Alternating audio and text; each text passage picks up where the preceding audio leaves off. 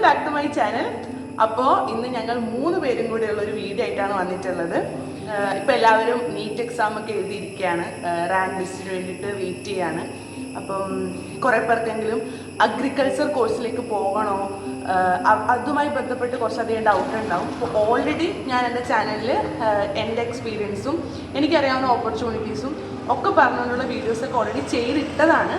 പക്ഷെ എന്നാലും സ്റ്റിൽ ഇപ്പോൾ കുറച്ചും കൂടെ കമൻസ് ഒക്കെ വരുന്നുണ്ട്. എനിക്ക് തോന്നുന്നു ഈ ഒരു ടൈം ആയതുകൊണ്ടാണ് തോന്നുന്നു. അപ്പോൾ ഞാൻ വിചാരിച്ചു, എൻ്റെ ബാച്ച്മേറ്റ്സ് ആണ്, ഞാൻ ഓൾറെഡി എൻ്റെ ഒരു ഇതിനു മുമ്പത്തെ ചാനലിലൊക്കെ കാണിച്ചിട്ടുണ്ട്.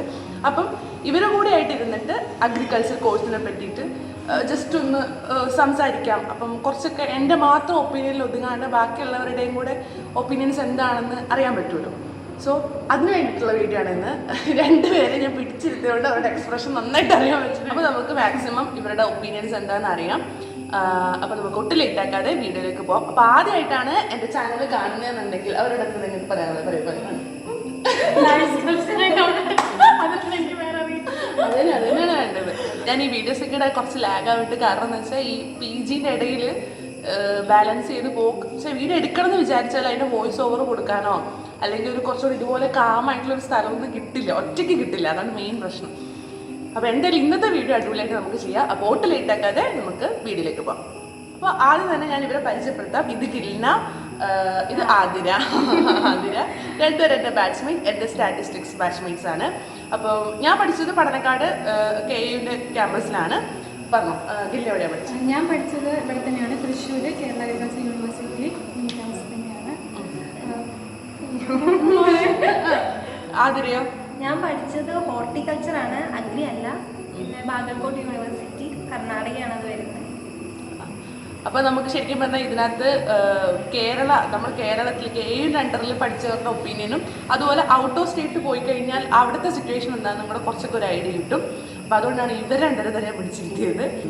അപ്പോൾ ഫസ്റ്റ് ഇതാണ്, BSc അഗ്രികൾച്ചർ കോഴ്സ് പഠിക്കാൻ എങ്ങനെയാണ്?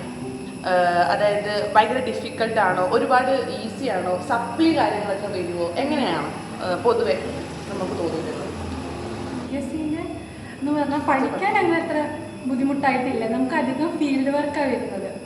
അത്യാവശ്യം നല്ല പണിയെടുക്കാനുണ്ടാവും. അങ്ങനെ അതിന് തയ്യാറായവർ അഗ്രിക്ക് വരിക. നന്നായിട്ട് അഗ്രികൾച്ചർ ആയതുകൊണ്ട് തന്നെ അഗ്രികൾച്ചർ ക്രോപ്പ് റേസ് ചെയ്യാനും അങ്ങനത്തെ കാര്യങ്ങളൊക്കെ അത്യാവശ്യം ഉണ്ടാവും. പിന്നെ പഠിത്തം എന്ന് പറഞ്ഞാൽ ഞാനൊക്കെ പഠിച്ച എക്സാമിൽ 2-3 ദിവസം മുമ്പാണ്. അങ്ങനെ ഇന്ന് പഠിച്ചാൽ പാസ്സായ ആൾക്കാരാണ് ഞങ്ങൾ. അപ്പോഴേക്കും ഈ നോട്ട്സും കാര്യങ്ങളൊക്കെ സെറ്റാകുന്നുള്ളൂ. അപ്പം നന്നായി നോട്ട് എഴുതുന്നതിന് നോട്ട് വാങ്ങാം, അതിന് ടീച്ചേഴ്സ് നോട്ട് അയച്ചിട്ടും അങ്ങനെ ഇന്ന് പഠിക്കാൻ പറ്റും. നന്നായിട്ട് നോട്ട് എഴുതുന്നവരെന്ന് പറയുന്നത് വളരെ കുറവായിരിക്കും. അങ്ങനെ എഴുതുന്നവരുണ്ടാവില്ല. എല്ലാവരും എക്സാമിന് മുമ്പ് ടീച്ചേഴ്സ് അയച്ച് ശരിക്കും ഒരു ടൈം ടേബിൾ കിട്ടുമ്പോഴാണ് എല്ലാവർക്കും ഒരു ഇത് കിട്ടും. എന്നിട്ട് ടീച്ചേഴ്സ് ആണെങ്കിൽ നോട്ട്സ് അയച്ചിരുന്ന ആ സമയത്തൊക്കെ ആയിരിക്കും, അപ്പോഴായിരിക്കും പഠിക്കും. സോ പഠിക്കാൻ ബേസിക്കലി ഭയങ്കര ബുദ്ധിമുട്ടൊന്നുമില്ല. നമുക്ക് അറിയുന്ന കാര്യങ്ങൾ ക്രോപ്പ് റേസിംഗ് ആയിക്കോട്ടെ, കുറച്ചൊക്കെ പുറത്ത് പഠിക്കാനുണ്ടെങ്കിലും അത്ര പണിയുള്ള കാര്യമല്ല. ഈ ഫീൽഡ് വർക്ക് എന്ന് പറയുമ്പം വാഴ നടല്, നെല്ല്, കപ്പ നടല്, ഇങ്ങനത്തെയൊക്കെയാണ്. വെജിറ്റബിൾസ് ഗ്രൂപ്പ് വർക്ക് ഉണ്ടാവും, ഇൻഡിവിജ്വൽ വർക്ക് ഉണ്ടാവും. അത് എൻജോയ് ചെയ്താൽ അടിപൊളിയാണ്. റൈസ് ഒക്കെ ഭയങ്കര ഗ്രൂപ്പായിട്ട് നല്ല രസമാണ്. നമുക്ക് നമ്മുടെ പിള്ളേരെല്ലാവരും കൂടെ ഒരുമിച്ച് ചെയ്യാണ് ഈ റൈസ് കൾട്ടിവേഷൻ. അത് അടിപൊളിയാണ്. അതൊക്കെ ശരിക്കും അടിപൊളിയാണ്. നല്ല എൻജോയ് ചെയ്യും. നമുക്ക് വർക്ക് ചെയ്യണമെന്ന് തോന്നൂല. അതെ, നമുക്കിങ്ങനെ കിളച്ച് മറിയുക ആ ഒരു സംഭവമൊന്നുമില്ല. നമുക്ക് ശരിക്കും മണ്ണിലേക്ക് ഉരുട്ട് മറിയാൻ ഇത്രയും ആവേശത്തോടെ പോകുന്ന ഒരു ടൈമാണ് നെല്ലൊക്കെ. അപ്പം അങ്ങനെ പ്രാക്ടിക്കൽ വർക്ക് ഭയങ്കര ഹെക്ടിക് ഒന്നുമല്ല, പഠിക്കാനാണെങ്കിലും ഭയങ്കര ബുദ്ധിമുട്ട്. ഇത്രയും നമ്മൾ പറഞ്ഞത് കേരള അഗ്രികൾച്ചർ യൂണിവേഴ്സിറ്റി സിലബസും കാര്യങ്ങളൊക്കെയാണ്. നമുക്ക് ആദ്യം ഇരിപ്പിട്ട് കേട്ടിട്ടുണ്ട് പറഞ്ഞിട്ട് ആദ്യം പറയും. കർണാടക അവിടെ എന്താണ് അവസ്ഥ? ഞാൻ ഹോർട്ടി ആയതുകൊണ്ട് തന്നെ എന്താ ഈ റൈസ് സാധനങ്ങളൊന്നും ആയിരിക്കില്ല. നമുക്ക് ഫ്ലോറി ഉണ്ട്, ഫ്രൂട്ട് ഉണ്ട്, അങ്ങനെ കുറച്ചുകൂടി ഡീപ്പായിരിക്കും. വെറൈറ്റി സാധനങ്ങളൊക്കെ ഓർത്ത് വയ്ക്കാനൊക്കെ ബുദ്ധിമുട്ടായിരിക്കും. പിന്നെ പ്രാക്ടിക്കൽ ആണെങ്കിൽ നമുക്ക് അസൈൻമെൻറ്റിന് 5 മാർക്കാണ് അത് വരുന്നത്. അതിൽ 2.5 മാർക്ക് നമ്മൾ മോഡൽ ഉണ്ടാക്കണം. എന്താണെങ്കിലും ഇപ്പോൾ ഈ പോളി ഹൗസ് അങ്ങനത്തെ സാധനങ്ങളൊക്കെ നമ്മൾ ഉണ്ടാക്കിയിട്ട് പ്രസൻറ്റ് ചെയ്യണം. പിന്നെ 2.5 മാർക്ക് എല്ലാത്തിനും ഫീൽഡ് ഉണ്ടാവും. അഗ്രി സ്റ്റാറ്റിക്കും എക്കണോമിക്സും ഒഴികെ ബാക്കി എല്ലാത്തിനും നമുക്ക് ഫീൽഡ് ഉണ്ടാവും. പിന്നെ ക്രോപ്പ് നന്നായി വന്നിട്ടില്ലെങ്കിൽ അതിൻ്റേതായിട്ടുള്ള മാർക്ക് കുറയ്ക്കലും അങ്ങനത്തെ പരിപാടികളൊക്കെ ഉണ്ട്. പിന്നെ ഈ പറഞ്ഞ പോലെ എൻജോയ് ചെയ്ത് ചെയ്യുകയാണെങ്കിൽ അത്ര ഒരു പ്രശ്നമായിട്ട് വരുന്നില്ല. ഒക്കെയാണ് അവിടുത്തെ അവസ്ഥ. പൊതുവെ തോന്നിയിട്ടുള്ളത് KUല് ഇങ്ങനെ നമ്മൾ തോൽപ്പിക്കണം എന്ന് കരുതി നമുക്ക് പ്രാക്ടിക്കൽ മാർക്ക് കുറയ്ക്കോ അല്ലെങ്കിൽ അങ്ങനെയല്ല. നമ്മൾ പരീക്ഷ ചെയ്ത് നമുക്ക് മാർക്ക് ഇട്ട് തരും അല്ലേ? ചെയ്യണം, ചെയ്യാണ്ട് വെറുതെ മാർക്ക് ഇട്ട് തരുന്ന പരിപാടിയൊന്നുമില്ല. പക്ഷെ നമ്മൾ അത്യാവശ്യം ഒരു മിനിമം ലെവലിൽ ചെയ്തിട്ടുണ്ടെങ്കിൽ നമുക്ക് ടീച്ചേഴ്സ് മാർക്ക് ഇട്ട് തരും. നമുക്ക് ഇപ്പം പ്രാക്ടിക്കലിന് 15 മാർക്കും 10 mark assignment, 60 mark practical exam അങ്ങനെയൊക്കെയായിരുന്നു. അപ്പം ഇത് വെച്ച് നമുക്ക് പാസ്സാകാനൊക്കെ കെയിനെ സംബന്ധിച്ച് എളുപ്പം. പക്ഷെ ആതിര പറഞ്ഞെടുത്തും അതിനെ പോലുള്ള മറ്റു പുറത്തുള്ള യൂണിവേഴ്സിറ്റിയിൽ പോയി പഠിച്ചവർ പറഞ്ഞെടുത്തും പുറത്ത് ഇതല്ല സിറ്റുവേഷൻ, കുറച്ചും കൂടെ ടൈറ്റാണ് അല്ലേ? പിന്നെ മെയിനായിട്ട് അറ്റൻഡൻസിന് മാർക്കുണ്ട്. 5 മാർക്ക് നമുക്ക് അറ്റൻഡൻസിനാണ്. അങ്ങനെയുള്ള സിസ്റ്റം ഒന്നും കെയിലില്ല. കെയിൽ 75% അറ്റൻഡൻസ് വേണം. പിന്നെ പീരിയഡ്സിന്റെ ലീവ് ഉള്ളൂ, അതുകൊണ്ട് അത്രേ ഉള്ളൂ. ആ ഒരു കമ്പൽസറി ഉള്ളൂ, അല്ലാണ്ട് അതിനുവേണ്ടി എക്സ്ട്രാ മാർക്ക് കാര്യങ്ങളൊന്നും ഇല്ല. അവിടെ നമുക്ക് ചിലപ്പോൾ 0.25 വരെ സപ്ലി വരാം. പക്ഷെ ആ മാർക്ക് പോകുന്നത് നമുക്ക് അറ്റൻഡൻസിനാവാം. ഭയങ്കര നമുക്ക് ക്ലാസ് ഒന്നും അങ്ങനെ കട്ട് ചെയ്യാൻ പറ്റില്ല. പിന്നെ പ്രാക്ടിക്കൽ ആണെങ്കിലും തിയറി ആണെങ്കിലും വേറെ രീതിയിലായിരിക്കും അവർ മാർക്ക് അലോട്ട് ചെയ്യുക. ടീച്ചേഴ്സിനെ ഡിപ്പെൻഡ് ആയിരിക്കും. നമ്മൾ പറഞ്ഞെന്താ വെച്ചാൽ പഠിക്കാൻ എങ്ങനെയാണ്, എളുപ്പമാണോ എന്നൊക്കെ ഉള്ളതാണ്. കെയുനെ സംബന്ധിച്ച് സ്മൂത്താണ്. കാര്യങ്ങൾ പക്കായിട്ട് ചെയ്താൽ നമുക്ക് എന്തായാലും കിട്ടും. കർണാടക ഇവർ പഠിച്ചെടുത്ത് കിട്ടൂല എന്നല്ല, പക്ഷെ കുറച്ചുകൂടെ സ്ട്രിക്റ്റ് ആണ്. ഇപ്പോൾ പറഞ്ഞില്ല, അറ്റൻഡൻസിനൊക്കെ മാർക്ക് പിടിക്കും. അതുപോലെ 0.25 ഫെയിൽ ആവുന്നവരുണ്ട്. കെയിലൊന്നും അങ്ങനെയൊന്നും ചെയ്യില്ല. 0.25 എന്നൊക്കെ കണ്ട ടീച്ചേഴ്സൊക്കെ നമുക്ക് അങ്ങനെ ചെറിയൊരു മാർഗം ഇതിലൊന്നും നമ്മൾ തോൽപ്പിക്കുന്നതായിട്ട് പൊതുവെ കാണാം. അല്ലെങ്കിൽ അത്രയും അലഭദ്രം കാണിക്കണം. അത്രയ്ക്കും മിസ്സുമാരെ ചടപ്പിച്ച കുട്ടികൾക്ക് അങ്ങനത്തെ ഒരു ഗതികേട് വരുള്ളൂ. പിന്നെ ഇപ്പോൾ വേറെ സ്റ്റേറ്റിലാണെങ്കിൽ സ്റ്റുഡൻസ് യൂണിയൻ ഇല്ലാത്തത് കൊണ്ടുള്ള ഒരു പ്രശ്നങ്ങളും ഫീൽ ചെയ്തിട്ടുണ്ട്. നമുക്ക് സ്റ്റുഡൻസിന് ഒരു വോയിസ് ഇല്ലാതെ. അപ്പം അങ്ങനത്തെ ഒരു പ്രശ്നവും ഇവിടെ വന്നപ്പോൾ PGക്ക് ഇവിടെ വന്നപ്പോഴാണ് ഇങ്ങനെയൊക്കെ ഉണ്ട്. നമുക്ക് അവിടെ തന്നെ ക്ലാസ് റെപ്പിനൊക്കെ സെലക്ട് ചെയ്യുന്നത് മാർക്കിന് ഫസ്റ്റ് വരുന്ന കുട്ടി, ബോയ്സിനും ഗേൾസിനും അങ്ങനെയൊക്കെയാണ്. അല്ലാതെ എലക്ഷൻ അങ്ങനത്തെ സാധനങ്ങളൊന്നും ഇല്ല അവിടെ. ഇവിടെ യൂണിയൻ ഉണ്ട്. അപ്പോൾ എന്തെങ്കിലുമൊക്കെ ബുദ്ധിമുട്ട് വന്നാൽ നമുക്ക് യൂണിയനായിട്ട് സംസാരിക്കാം, യൂണിയൻ സ്റ്റുഡൻസായിട്ട് സംസാരിക്കാം. ഈവൻ ടീച്ചേഴ്സ് ആണെങ്കിലും നമുക്ക് ഭയങ്കര സപ്പോർട്ടീവാണ്. അങ്ങനത്തെ പ്രശ്നമൊന്നുമില്ല. പിന്നെ എല്ലാ പുറത്ത് പഠിക്കുന്നവരുടെ അവസ്ഥ ഇങ്ങനെയാണെന്നൊന്നും ഇല്ല കേട്ടോ. പുറത്തുള്ള ക്യാമ്പസിൽ വളരെ നല്ല അന്തരീക്ഷമുള്ള ക്യാമ്പസുകളും ഉണ്ട്. അതുപോലെ ഞാനൊരു എൻ്റെ എക്സ്പീരിയൻസ് പറഞ്ഞിട്ടുള്ള ഒരു വീഡിയോ ചെയ്തിട്ടുണ്ടായിരുന്നു. അപ്പോൾ ഞാൻ അതിനകത്ത് എൻ്റെ ട്രിപ്പ്, ടൂറ് കാര്യങ്ങളൊക്കെ പറഞ്ഞിട്ടുണ്ടായിരുന്നു. 40 ദിവസത്തെ ട്രിപ്പാണ്. അപ്പോൾ അതിനകത്ത് കമൻറ്റ് സെക്ഷനിൽ കുറേ പേര് ആ ട്രിപ്പിനെ പറ്റി ചോദിച്ചിട്ടുണ്ടായിരുന്നു. ഇവൻ ഞാനാണെങ്കിൽ കൂടി അഗ്രികൾച്ചർ അഡ്മിഷൻ എടുക്കുന്ന സമയത്ത് ഈ ട്രിപ്പിലേക്ക് ഫ്ലാറ്റ് ആയതാണ്. അപ്പോൾ എന്നെ പോലെ കുറേ പേര് അഗ്രികൾച്ചറിന് ട്രിപ്പ് ഉണ്ട് എന്നൊക്കെ അറിഞ്ഞ് അതിൻ്റെ എക്സൈറ്റ്മെൻറ്റിൽ കൂടെ കോഴ്സ് സെലക്ട് ചെയ്യുന്നവരുണ്ട്. സോ എന്താണ് നമ്മുടെ അഗ്രികൾച്ചർ ട്രിപ്പ് പരിപാടികളെ പറ്റി പറയാനുള്ളത്? കെയിൽ 40 ദിവസമാണ് ട്രിപ്പ്. What about Karnataka? കർണാടകയിലും ഓൾ ഇന്ത്യ ടൂർ നോർത്ത് സൈഡാണ് കവർ ചെയ്യുന്നത്. നമുക്ക് 1 മാസത്തോളം നല്ല രസമുണ്ടായിരുന്നു. ഞാൻ ഇത് ഹോർട്ടിക്ക് വന്നതിന് ശേഷമാണ് ഈ ട്രിപ്പിനെ കുറിച്ച് അറിയുന്നത്. എൻ്റെ ഫ്രണ്ട്സ് പറഞ്ഞിട്ട് നല്ലതായിരുന്നു. പക്ഷെ ഇപ്പം എന്ന് പറഞ്ഞാൽ കർണാടകയിൽ സിലബസ് മാറിയിട്ടുണ്ടോ? സിലബസ് മാറിയിട്ടുണ്ട്. ഇപ്പോൾ കെയിൻ്റെ കേസിൽ 40 ദിവസത്തെ ട്രിപ്പൊക്കെ 10 to 12 ദിവസം എന്നുള്ളതിലേക്ക് മാറിയിട്ടുണ്ട്. എന്താ ഗില്ലയ്ക്ക് എന്താ പറയാനുള്ള ട്രിപ്പിനെ പറ്റി? ഞങ്ങളുടെ ബാച്ചിലെ പലരും ട്രിപ്പ് എന്ന് കേട്ടിട്ടാണ് ഈ കോഴ്സ് ജോയിൻ ചെയ്തത്. അപ്പം ട്രിപ്പ് ഇഷ്ടപ്പെടുന്നവർക്ക് നന്നായി എൻജോയ് ചെയ്യാം. ഞങ്ങൾ നോർത്തിൽ അത്യാവശ്യം കവർ ചെയ്തിട്ടുണ്ട്, സൗത്ത് ആയാലും നന്നായി കവർ ചെയ്തിട്ടുണ്ട്. നല്ല ട്രിപ്പായിരുന്നു, എൻജോയ് ചെയ്യാൻ പറ്റും. ഏകദേശം ഇന്ത്യ ഓടിച്ചാടിയാണെങ്കിൽ നമ്മൾ കാണും. പിന്നെ ഫ്രണ്ട്സ് ഒക്കെയുള്ള വൈബാണ് ഫുള്ള്. പിന്നെ ഈ ട്രിപ്പ് പറയുമ്പോൾ കറങ്ങൽ മാത്രമല്ല കേട്ടോ, നമ്മൾ ഇൻസ്റ്റിറ്റ്യൂട്ടും കാര്യങ്ങളൊക്കെ കവർ ചെയ്യും. അതാണ് മെയിൻ. വാഴ നനയുമ്പോൾ ചീര നനയുന്ന പോലെയാണ് നമ്മുടെ ട്രിപ്പ്. പക്ഷെ ഇപ്പം അതില്ല. സിലബസ് ഒക്കെ മാറി 10 to 12 ദിവസത്തിലേക്ക് ചുരുങ്ങിയിട്ടുണ്ട് ട്രിപ്പ് കാര്യങ്ങളൊക്കെ. സോ ട്രിപ്പ് കണ്ടു വീഴുന്നവർ അതൊന്ന് ശ്രദ്ധിക്കാം അല്ലേ? അത്രേ ഉള്ളൂ. അടുത്ത നമുക്ക് എങ്ങനെയാണ് നമ്മുടെ ഹോസ്റ്റൽ അന്തരീക്ഷം, ഹോസ്റ്റൽ ഫുഡ് അങ്ങനെയുള്ള കാര്യത്തെ പറ്റി പറയാം. എങ്ങനെയായിരുന്നു ഗിൽനയ്ക്ക്? ഞാൻ പഠനക്കാട് പഠിച്ചപ്പം നല്ലതായിരുന്നു, നല്ല ഫുഡ്, നല്ല ഹോസ്റ്റൽ. എനിക്ക് ഏറ്റവും എൻ്റെ കോളേജ് ലൈഫിൽ ഇഷ്ടമുള്ളത് ഹോസ്റ്റലാണ്. അത്രയ്ക്കും വൈബായിരുന്നു. ഗിൽനയ്ക്ക് എങ്ങനെയായിരുന്നു? ഹോസ്റ്റൽ ഫുഡ് എന്ന് പറഞ്ഞാൽ UGക്ക് നല്ലതായിരുന്നു. പക്ഷെ ഇപ്പം കുറച്ചും കൂടി ഇമ്പ്രൂവ് ആയി. PG ഞാനിപ്പം ഇവിടെ ചെയ്യുന്നോണ്ടിരിക്കുകയാണ്. അപ്പോൾ ഞാൻ അന്വേഷിച്ച സമയത്ത് ഇപ്പം ഞാൻ വേറെ ഹോസ്റ്റലാണ്, പക്ഷെ അവിടെ ഇപ്പോഴും ഫുഡ് ഇമ്പ്രൂവ്മെൻ്റ് ഉണ്ട്, നല്ല ഫുഡാണ് എനിക്ക് പറയാനുള്ളത്. ഈ തൃശ്ശൂർ ക്യാമ്പസ് എന്ന് പറഞ്ഞാൽ സെൻട്രൽ ക്യാമ്പസ് ആണ്. അപ്പോൾ ഇവിടെ നമ്മൾ അഗ്രികൾച്ചറുകാർ മാത്രമല്ല, അഗ്രികൾച്ചർ, ഫോറസ്ട്രി, ക്ലൈമറ്റ് ഒക്കെ എല്ലാവരും വരുന്നുണ്ട് ഇവിടെ. അപ്പം അതുകൊണ്ടാണ് ഈ കുറേ നമ്പർ ഹോസ്റ്റൽ വരുന്നത്.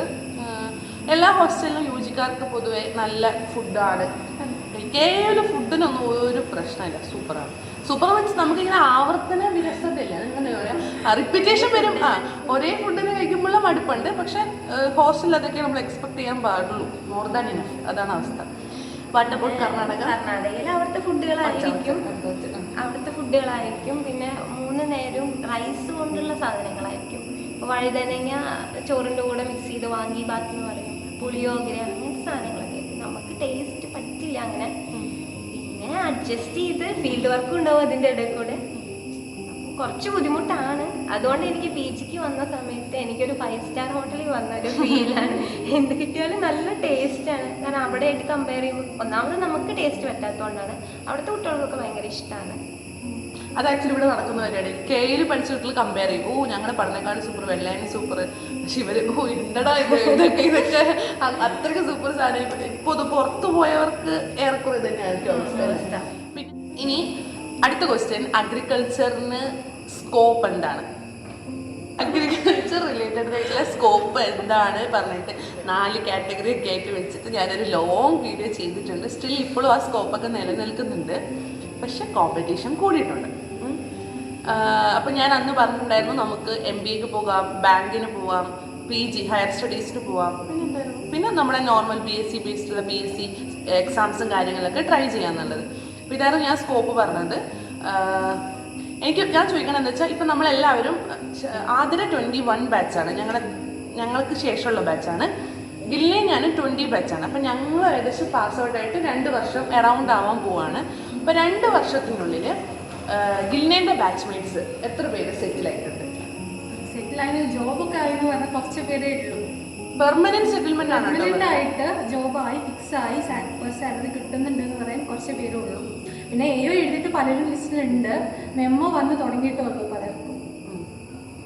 ആതിരനെ സംബന്ധിച്ച് 1 ഇയർ ആകാൻ പോകുന്നു. പക്ഷെ കുറെ പേര് പ്രൈവറ്റ് ആയിട്ട് കയറിയിട്ടുണ്ട്. ഒന്നാമത് അവിടെ ബാംഗ്ലൂര്, പിന്നെ കർണാടക കുറച്ചുകൂടി അഗ്രികൾച്ചർ കുറച്ചുകൂടി ഉള്ള ഒരു സ്റ്റേറ്റ് ആയതുകൊണ്ട് തന്നെ കുറേ കമ്പനീസ് ഉണ്ട്. അപ്പോൾ നമുക്ക് തന്നെ നമ്മുടെ കോളേജ് ഗ്രൂപ്പിലൊക്കെ ഫീൽഡ് അസിസ്റ്റൻ്റ് ആയിട്ടും ഒക്കെ കുറേ ഓഫറുകൾ വരും. അപ്പോൾ അവിടെ അടുത്തുള്ള കുട്ടികളൊക്കെ PG ചെയ്യാൻ ആഗ്രഹിക്കാത്തവർ അങ്ങനെ ചേർന്നിട്ടുണ്ട്. പിന്നെ AO ഞങ്ങൾക്ക് എഴുതാൻ പറ്റിയില്ല, ഞങ്ങൾ 3rd ഇയർ ആയിരിക്കുന്ന സമയത്തായിരുന്നു. അങ്ങനെ പിന്നെ പുറത്ത് പോയി പഠിക്കുമ്പോൾ നമുക്ക് ഒരു ലാംഗ്വേജും കൂടി കിട്ടുകയാണ്. അപ്പോൾ അതുകൊണ്ട് തന്നെ പ്രൈവറ്റിലോട്ടൊക്കെ നോക്കാൻ കുറച്ചും കൂടി ഒരു കോൺഫിഡൻസ് വരും. ഇപ്പം എൻ്റെ ബാച്ചിൽ പറയുകയാണെങ്കിൽ 2 പേര് AOൻ്റെ ഫൈനൽ കൺഫേം ആയിട്ട് തന്നെ ഉണ്ട്, AO ലിസ്റ്റിലുണ്ട്. പിന്നെ കുറച്ചധികം പേർക്ക് ബാങ്കിൽ ക്ലർക്കായിട്ട് കിട്ടിയിട്ടുണ്ട്. അതാണ് കൂടുതൽ എനിക്ക് തോന്നുന്നു കിട്ടുന്നത് എല്ലാവർക്കും. ബാങ്കിൽ ക്ലർക്ക് പോസ്റ്റ് അല്ലെങ്കിൽ PO പോസ്റ്റ് വളരെ കുറവാണ്. ക്ലർക്കായിട്ട് വളരെ കുറച്ചധികം പേർക്ക് നമ്മുടെ ബാച്ചിൽ കിട്ടിയിട്ടുണ്ട്. പിന്നെ MBA കഴിഞ്ഞിട്ട് അങ്ങനെ ആ ഒരു ഫീൽഡിലോട്ട് പോയവരും കുറച്ച് പേരുണ്ട്. പിന്നെ ഒരു ഇത്ര പെർസെൻറ്റേജ് ആൾക്കാർ PG ആണ്. ഇപ്പം എന്നെ പോലെ PG അഡ്മിഷൻ എടുത്ത് PGക്ക് പോയിരിക്കുന്നവരാണുള്ളത്. PSC എക്സാം ക്രാക്ക് ചെയ്ത് നിൽക്കണവർ കുറവാണ് അല്ലേ? കുറവാണ് ശരിക്കും പറഞ്ഞാൽ. അതിൻ്റെ മെയിൻ കാരണം എന്ന് വെച്ചാൽ ഞങ്ങളുടെ മുന്നിലെ ബാച്ച് 2019 ബാച്ചുകാർക്ക് വരെ കുറേ number of PSC exams attend ചെയ്യാൻ പറ്റുമായിരുന്നു. അവർക്ക് അഗ്രികൾച്ചർ അസിസ്റ്റൻറ്റ്, ഫാം ഓഫീസർ, പിന്നെ എന്തായിരുന്നു റബ്ബർ ബോർഡ് എല്ലാ വർഷവും ഉണ്ട് തോന്നുന്നു. ഇപ്പോൾ ഇങ്ങനെയുള്ള ഒരു AO എക്സാംസ് ഇതൊക്കെ നന്നായിട്ട് 2-3 എക്സാംസ് അവർക്ക് കണ്ടിന്യൂസ് ഒരു 3-4 മാസത്തെ ഗ്യാപ്പ് വെച്ചിട്ട് PSC വിളിച്ചിട്ടുണ്ടായിരുന്നു. അതുപോലെ എക്സാം കണ്ടക്ട് ചെയ്യുകയും ചെയ്തിട്ടുണ്ടായിരുന്നു. സോ അവരുടെ ബാച്ച് വരെ ഉള്ളവർക്ക് കുറേയൊക്കെ ക്രാക്ക് ചെയ്യാൻ പറ്റിയിട്ടുണ്ട് PSC. പക്ഷെ നമ്മുടെ കേസിൽ വന്നപ്പോൾ ഞങ്ങൾക്ക് ആകെ എഴുതാൻ പറ്റിയൊരു എക്സാം, അത് 20 ബാച്ചിന് ആകെ എഴുതാൻ പറ്റിയൊരു എക്സാം AO ആണ്, ഡയറക്റ്റ് എഴുതുന്ന AO ആണ്. സോ നമ്മുടെ ബാച്ചിൽ ക്രാക്കിങ് ഒരു PSC ക്രാക്ക് ചെയ്യുന്നത് വളരെ കുറവാണ്. ഇനി അങ്ങോട്ട് എപ്പോഴാണ് PSC വിളിക്കാന്ന് ഉള്ളത് വളരെ വലിയൊരു ചോദ്യചിഹ്നമാണ് അല്ലേ? അഗ്രി അസിസ്റ്റൻറ്റിൻ്റെയൊക്കെ റാങ്ക് ലിസ്റ്റ് ഇട്ടു. ഇനി 2-3 കൊല്ലത്തേക്കൊന്നും എനിക്ക് തോന്നുന്നില്ല വിളിക്കും എന്നുള്ളത്. സോ PSC ഒക്കെ ഒരു അതാണ് അവസ്ഥ. 3-4 വർഷം കൂടുമ്പോഴേ AO വിളിക്കും. AO 2028 അങ്ങനെയൊക്കെ ആകുമ്പോൾ നോക്കിയാൽ മതി. അപ്പോൾ PSCൻ്റെ ഒക്കെ അവസ്ഥ ഇതാണ്. ഓക്കെ, എന്തായാലും നമ്മൾ അങ്ങനെ ചൂസ് ചെയ്തേക്കുന്നത് PG ആണ്. സോ എന്താണ് PG എടുക്കാൻ കാരണം? എനിക്ക് അഗ്രികൾച്ചറിൽ PG എടുക്കാൻ തോന്നിയ സബ്ജക്റ്റ് സ്റ്റാറ്റാണ്. ബാക്കിയുള്ളതിനെ പറ്റി എനിക്ക് അത്ര മാത്സ് ഇഷ്ടമുള്ളതുകൊണ്ടാണ് ഒന്നാമത് ഞാൻ സ്റ്റാറ്റ് എടുത്തത്. അങ്ങനെ അട്രാക്റ്റായി അങ്ങനെ എടുത്തതാണ് ഞാൻ PG ചെയ്യണം എന്ന് വിചാരിച്ചതൊന്നുമല്ല, വേഗം ജോലിക്ക് കയറണം എന്ന് തന്നെയായിരുന്നു. പിന്നെ അവസ്ഥകൾ മനസ്സിലാകുമ്പോൾ ഡിഗ്രി ഫൈനൽ ഇയർ ആയപ്പോഴാണ് ഇങ്ങനെ പെട്ടെന്ന് നമുക്കിപ്പോൾ ഷാലു പറഞ്ഞ പോലെ ഗവൺമെൻറ് എക്സാംസ് ആണെങ്കിൽ അങ്ങനെ എല്ലാ വർഷമൊന്നും വരുന്നില്ല. പിന്നെ PG എക്സാം എഴുതി സ്റ്റാറ്റിക്ക് കിട്ടി. എനിക്ക് സ്റ്റാറ്റ് എടുത്ത മിസ് നന്നായി എടുത്തു തന്നിട്ടുണ്ട്. അപ്പോൾ അവർ ഇഷ്ടമുണ്ടായിരുന്നു. പിന്നെ ആ വെറൈറ്റി സാധനങ്ങളൊക്കെ നമ്മൾ ഓരോ സെമ്മിലും കറക്റ്റായി പഠിക്കുകയാണെങ്കിൽ ഇങ്ങനെ AO എക്സാമിനൊക്കെ നല്ല ഹെൽപ്പായിരിക്കും. നമ്മൾ തലേന്ന് പഠിക്കുന്ന സമയത്ത് നമുക്ക് ആ എക്സാം കഴിഞ്ഞ് മറക്കും. കുറേ പേരുണ്ടായിരുന്നു അവരിങ്ങനെ ഫൈനൽ ഇയർ ആകുമ്പോൾ ഇപ്പോൾ വൈവയൊക്കെ നമുക്കുണ്ടാവും. അപ്പോൾ അങ്ങനെ അവർക്ക് നല്ല നോളജ് ഉണ്ടായിരുന്നു അതിനെക്കുറിച്ച്. അപ്പം അങ്ങനെ പഠിക്കുകയാണെങ്കിൽ നമുക്കിങ്ങനെ കോമ്പറ്റേറ്റീവ് എക്സാമിന് യൂസ്ഫുൾ ആണ്. നമ്മളിപ്പോൾ നേരത്തെ പറഞ്ഞു എക്സാമിൻ്റെ തലേദിവസം ഇരുന്ന് പഠിച്ചാലും പാസ്സാവും. അത് ശരിക്കും പറഞ്ഞാൽ ചാക്രി ഡിഗ്രി എന്താ പറയുക, നമുക്ക് ആ ഒരു ടൈം കഴിഞ്ഞ് പോകാനുള്ള എളുപ്പം മാത്രമാണ്. ഭയങ്കര സ്റ്റുഡിയസ് ആയിട്ട് കോഴ്സിനൊപ്പം തന്നെ POP ഒക്കെ നോക്കി വെൽ പ്രിപ്പയർഡ് ആയിട്ടൊക്കെ നോക്കിക്കഴിഞ്ഞാൽ പോലത്തെ എക്സാം ഒക്കെ ക്രാക്ക് ചെയ്യാൻ പറ്റുന്നുണ്ടാവും. അതൊക്കെ വളരെ എളുപ്പമാണ്. പക്ഷെ ആ ഇരിക്കാനുള്ള ഒരു മൈൻഡ് സെറ്റ് നമുക്ക് ഉണ്ടാവുക എന്നുള്ളതാണ്. പിന്നെ നമുക്ക് അതിൻ്റെ കൂടെ ഫീൽഡ് വർക്കും വരും. ഫീൽഡ് വർക്കും വരും. ഫീൽഡ് വർക്ക് വന്നില്ലെങ്കിൽ നമുക്ക് റെക്കോർഡ് തന്നെ എന്തോരം ഉണ്ടായിരുന്നു വരയ്ക്കാനും എഴുതാനൊക്കെ. ഇപ്പൊ അതൊക്കെ കുറച്ചും കൂടെ മാറ്റി തോന്നുന്നു. അപ്പൊ നമ്മൾ PG നെ പറ്റിയാണ് ചോദിച്ചത്. PG എങ്ങനെയുണ്ട് PG ലൈഫ്? PG ലൈഫ് നല്ല രസമുണ്ട്. ഒന്നാമത് ഞാൻ തൃശ്ശൂരായതുകൊണ്ട് എനിക്ക് വീട്ടിലോട്ടൊക്കെ പോവാം. അവിടെ പഠിക്കുന്ന സമയത്ത് ഞങ്ങൾക്ക് ഒരു വീക്കൊക്കെ ഉണ്ടാവുള്ളൂ സെം ബ്രേക്ക്. അപ്പോൾ പോയി വരാനൊക്കെ ബുദ്ധിമുട്ടായിരുന്നു. പക്ഷെ ഇപ്പം എനിക്ക് വീട്ടിലോട്ടൊക്കെ പോവാം. പിന്നെ വീട്ടിലോട്ടേ പോവാറുള്ളൂ. പിന്നെ ഫുഡ് നല്ല രസമുണ്ട്. അതിനൊക്കെ നല്ല അനുഭവമാണ്. എനിക്ക് നല്ല അനുഭവമാണ്. കാരണം അമ്മേൻ്റെ അടുത്ത് ഞാൻ പറയുമ്പോൾ അമ്മ പറയും 4 വർഷം അവിടെ ബുദ്ധിമുട്ടിയില്ല അതുകൊണ്ടാണെന്നൊക്കെ പറയും. പക്ഷെ അവിടുത്തെ പോസിറ്റീവായിട്ടുള്ള കാര്യങ്ങളുണ്ട് കേട്ടോ. കാരണം കറക്റ്റ് ഒരു ടൈമിൽ നമുക്ക് ഓരോ സെമ്മും കഴിയും. എക്സാം ടൈം ടേബിൾ പ്രകാരമേ നടക്കുള്ളൂ. നമുക്ക് പഠിച്ചിറങ്ങാം. അവർ പറയുന്ന സമയത്ത് തന്നെ തീരും. ലാഗ് ആവുന്നില്ല. പിന്നെ എല്ലാത്തിനും നമുക്ക് ഫീൽഡ് വിസിറ്റ് തരും. ഞങ്ങൾക്ക് ഫ്ലോറിക്കൊക്കെ ഫ്ലവർ ഓപ്ഷൻ സെൻറ്റർ ഉണ്ട് ബാങ്കിൽ. അവിടെ അങ്ങനെ പ്രാക്ടിക്കലി നമുക്ക് ഇപ്പോൾ ഒരു ഫ്ലവറിനെ കുറിച്ച് പറഞ്ഞാൽ അതിൻ്റെ വെറൈറ്റി ഒക്കെ കളക്ട് ചെയ്യണതായിരിക്കും നമുക്ക് അസൈൻമെൻ്റ് ആയിട്ട് തരും. നമുക്കത് കണ്ടും അങ്ങനത്തെ കുറേ കാര്യങ്ങൾ കുറച്ചും കൂടെ പ്രാക്ടിക്കൽ ഓറിയന്റഡ് ആയിരുന്നു. നമുക്കുണ്ടായിരുന്നു ഇതേപോലെ ഹെർബേറിയം വെക്കാനും ഇൻസെക്ട് കളക്ഷനും ഇതൊക്കെ അത്യാവശ്യം നല്ല രസമാണ്. ബാറ്റിൽ പിടിച്ച് ഫ്രണ്ട്സിന്റെ കൂടെ പോകാൻ നല്ല രസമാണ്.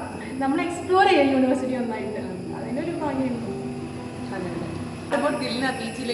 ലൈഫ് എന്ന് പറഞ്ഞാൽ ആക്ച്വലി ഞാൻ ഇവിടെ തന്നെ UG പഠിച്ചുകൊണ്ട് എനിക്ക് PGക്ക് വന്നപ്പം ഫസ്റ്റ് ടൈമിലൊക്കെ ചെറിയൊരു വിഷമം ഉണ്ടായിരുന്നു. കാരണം ഞങ്ങൾ UGനെ പഠിപ്പിച്ച് പൊളിച്ച് നടന്നത് അവിടെ. പലരും ഇവിടെ ഇല്ല. അപ്പം പലരും മിസ് ചെയ്യാൻ തുടങ്ങി. അപ്പം ഞാൻ വിചാരിച്ചാൽ ഫുൾ പഠിത്തത്തിലേക്ക് കോൺസെൻട്രേറ്റ് ചെയ്യാം, ഡിസ്ട്രാക്ഷൻസ് ഒന്നും വേണ്ട. അപ്പം ഫസ്റ്റ് സെം ഞങ്ങൾക്ക് അതേപോലെ അത്ര ഹെക്റ്റിക് അല്ലായിരുന്നു. കുറച്ചൊക്കെ ഫ്രീ ആയിരുന്നു. അപ്പം ഫ്രീ ടൈം സിനിമ കാണും, പഠിക്കാനുള്ള സമയത്ത് പഠിക്കും. അങ്ങനെ ആ രീതിയിൽ പോകും. സെക്കൻഡ് സെം വന്നപ്പോൾ അത്യാവശ്യം ഹെക്റ്റിക്കാണ്.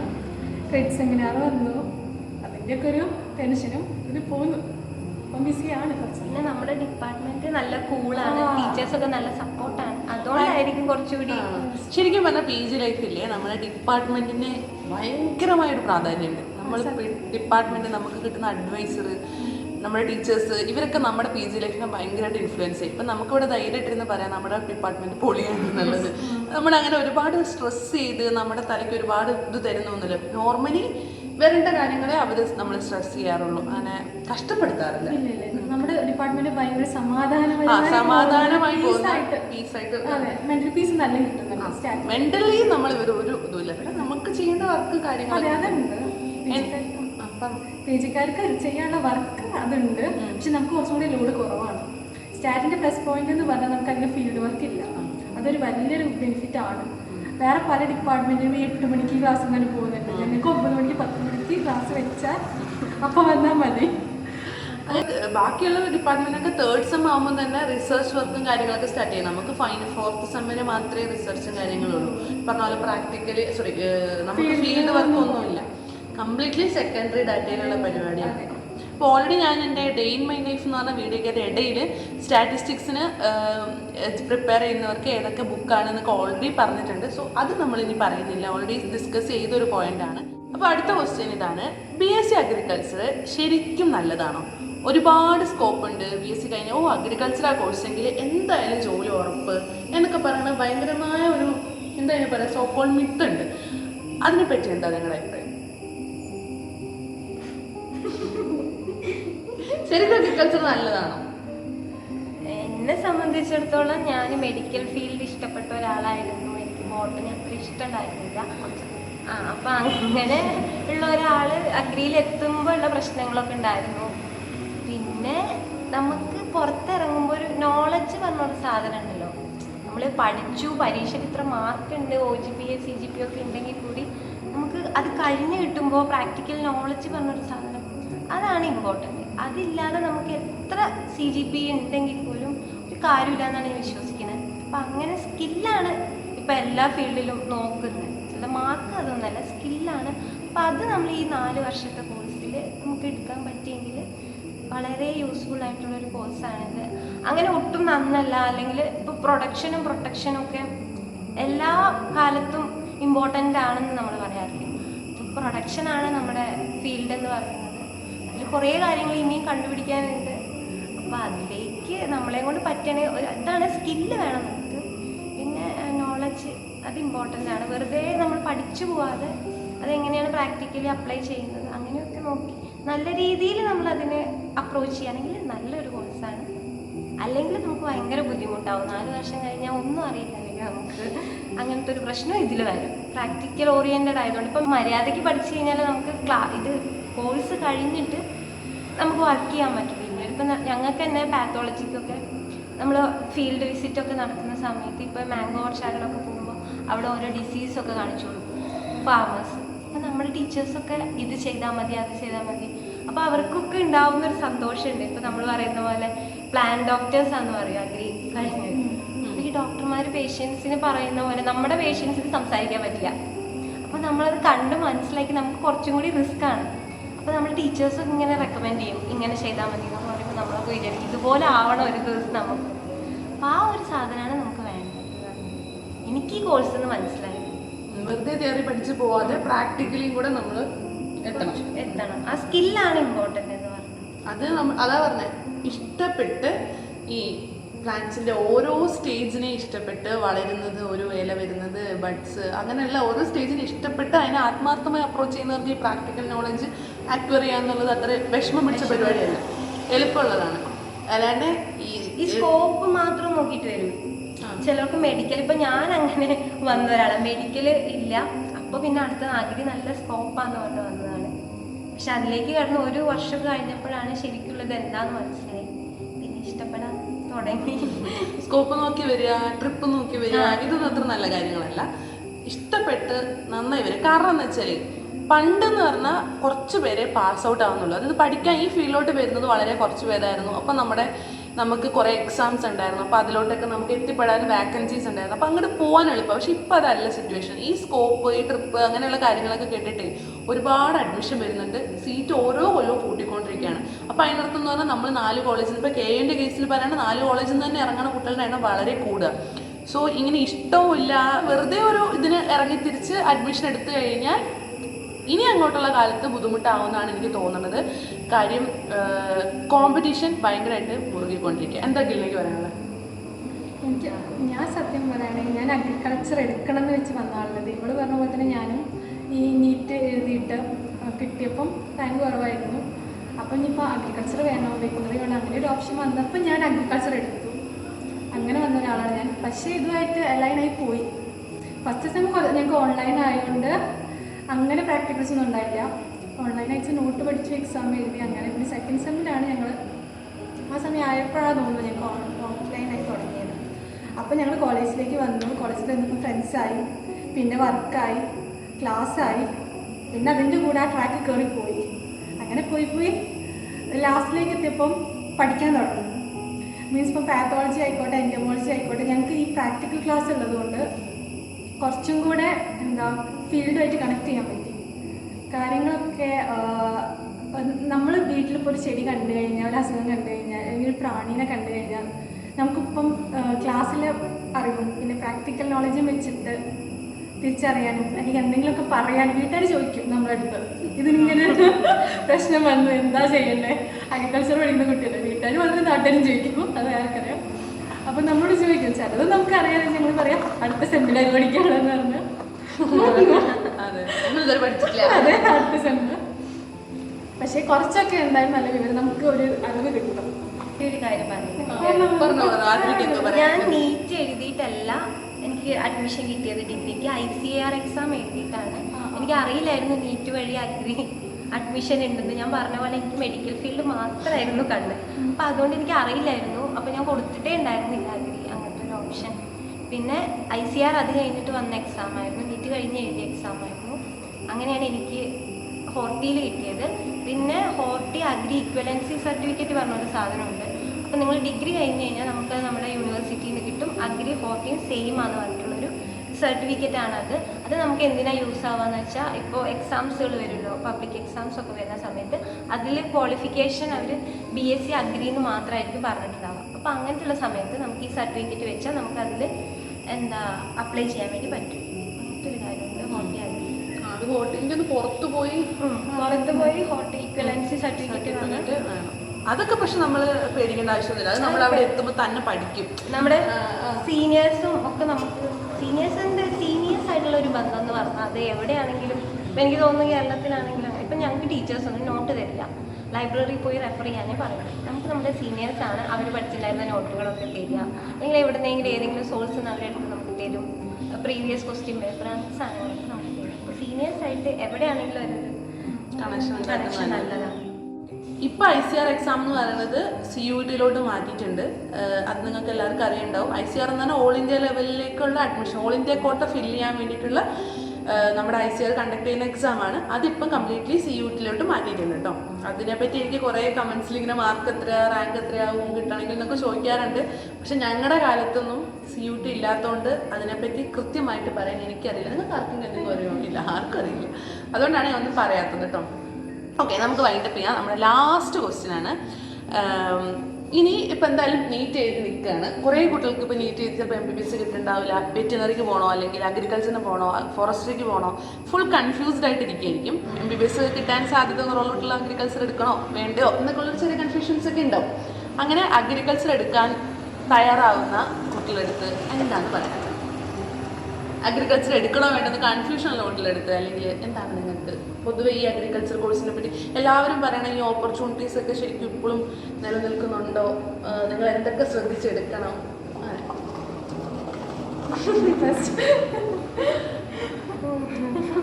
ഓക്കെ, ഞാൻ ഫസ്റ്റ് പറയാം. എന്നിട്ട് ഞാൻ പറയാം. അപ്പം എനിക്ക് പറയാനുള്ളതെന്ന് വെച്ചാൽ ഇപ്പം നേരത്തെ ആദ്യം പറഞ്ഞ പോലെ പ്രാക്ടിക്കൽ നോളജ് ഉണ്ടായിക്കഴിഞ്ഞാൽ നമുക്ക് കുറച്ചും കൂടെ ഈ ഫീൽഡിൽ നിന്ന് പോകാൻ കുറച്ചുകൂടെ എളുപ്പമാണ്. ആ പ്രാക്ടിക്കൽ നോളജ് നമുക്ക് ഉണ്ടാവണമെങ്കിൽ നമുക്ക് നല്ല പാഷൻ വേണം, അല്ലെ പാഷൻ അല്ല, നമുക്ക് ഇഷ്ടം വേണം ഈ ഒരു സബ്ജക്റ്റിനോട്. വെറുതെ ഇപ്പം നേരത്തെ ഗില്ലിനെ പറഞ്ഞ പോലെ സ്കോപ്പ് കണ്ടിട്ടോ അല്ലെങ്കിൽ ട്രിപ്പ് കണ്ടിട്ടോ ഒന്നും ഇറങ്ങിത്തിരിക്കാതെ ഈ കോഴ്സ് ബോട്ടണി അല്ലെങ്കിൽ പ്ലാന്റ്സിനോടും അവരുടെ കീടങ്ങളെ പറ്റിയും അവരുടെ അസുഖങ്ങളെ പറ്റിയൊക്കെ കണ്ട് തിരിച്ചറിഞ്ഞ് ഇലയിൽ നിന്നും സ്റ്റെമ്മിൽ നിന്നൊക്കെ അസുഖങ്ങൾ തിരിച്ചറിയാനും ഒക്കെ ഉള്ള ഒരു ഉള്ളിലൊരു ത്വര നിങ്ങൾക്ക് ഉണ്ടെങ്കിൽ നിങ്ങൾക്ക് അഗ്രികൾച്ചർ കോഴ്സ് നല്ലതാണ്. പണ്ടൊക്കെ പറയുന്ന പോലെ ഒരുപാട് ഓപ്പർച്യൂണിറ്റീസ് സ്റ്റിൽ ഉണ്ട്, പക്ഷേ കോമ്പറ്റീഷൻ ഈ ലെവലിലുള്ളത്.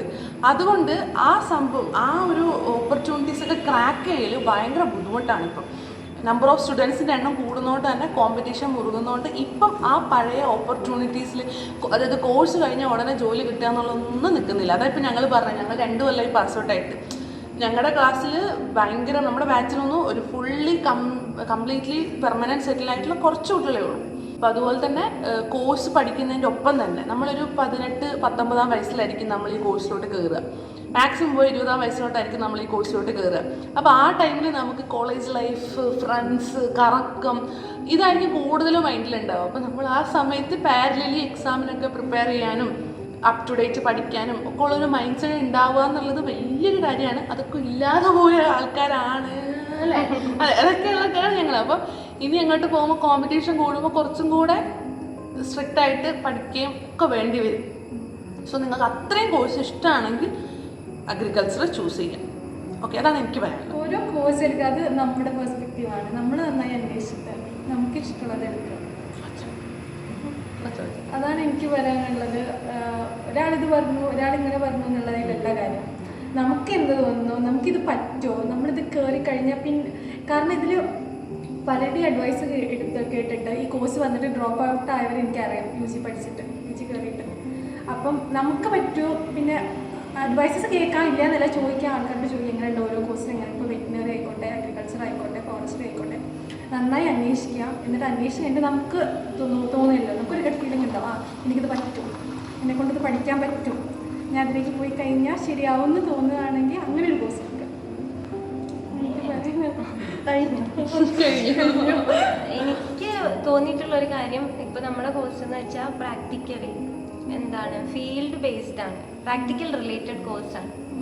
അപ്പൊ അതുകൊണ്ട് തന്നെ നമുക്ക് വെയിൽ കൊള്ളുക, പിന്നെ മണ്ണില് നമുക്ക് കുറെ കുട്ടികളെ നമ്മൾ കണ്ടിട്ടുണ്ട്, അവര് സൺസ്ക്രീനൊക്കെ വാരിയിട്ടിട്ട് വരും, പക്ഷെ എന്നാലും അതിനൊക്കെ ഒരു ലിമിറ്റ് ഉണ്ടല്ലോ. പിന്നെ മണ്ണിൽ പണിയെടുക്കുക, അങ്ങനെ കുറേ പേര് ഗില്ല പറഞ്ഞ ഡ്രോപ്പ് ഔട്ട് ചെയ്ത് പോയവരുണ്ട്. അപ്പം അതൊക്കെ നമ്മൾ മനസ്സിലാക്കിയിട്ട്, എന്ത് കാര്യമാണെങ്കിലും മനസ്സിലാക്കി നിങ്ങൾ പഠിക്കുന്ന, ഇപ്പോൾ നമുക്ക് ഒരു കോഴ്സിന് കിട്ടിയെന്ന് വിചാരിക്കുക, അല്ലെങ്കിൽ അതിന് നിങ്ങൾ ആഗ്രഹിക്കുന്നെങ്കിൽ പഠിക്കുന്ന അവരോട് ചോദിക്കുക. ഇപ്പോൾ മെഡിക്കൽ ആണെങ്കിലും അതെങ്ങനെയാണെന്ന് അവിടെ പഠിക്കുന്ന കുട്ടികളോട് ചോദിക്കുക. അല്ലാതെ പുറത്തുനിന്ന് പല രീതിയിലും പറയും അഗ്രികൾച്ചർ അങ്ങനെയാണ്, അഗ്രികൾച്ചർ ഇങ്ങനെയാണ്. ഇപ്പോൾ എനിക്ക് അഗ്രികൾച്ചർ കിട്ടിയെന്ന് പറഞ്ഞപ്പോൾ എന്നോട് കുറേ പേര് ചോദിച്ചു, നീ എന്താ കൃഷി ചെയ്യാൻ പോവുകയാണോ? കാരണം ഞങ്ങളുടെ സൈഡിൽ അത്ര കൃഷി അത്ര ഇതൊന്നും ആക്റ്റീവായിട്ട് ആരും ചെയ്യുന്നില്ല, ഉള്ള പാടങ്ങളൊക്കെ നികത്തി അങ്ങനെ വന്നിട്ട്. അപ്പോൾ ഇവർ കൃഷി ചെയ്യാന്ന് പറഞ്ഞാൽ അതൊക്കെ കഴിഞ്ഞു, ഇനി അതിൻ്റെ കാലമേ അല്ലാതെ ചിന്തിക്കുന്നവരാണ്. അപ്പം അങ്ങനെ ചോദിക്കും, നീ കൃഷി ചെയ്യാൻ പോവാണ്. പക്ഷെ ഞാൻ പോയി പഠിച്ച ആ സ്റ്റേറ്റ് കർണാടക എന്ന് പറയുന്ന പ്രൊഡക്ഷൻ നല്ലോണം ഉള്ളത്.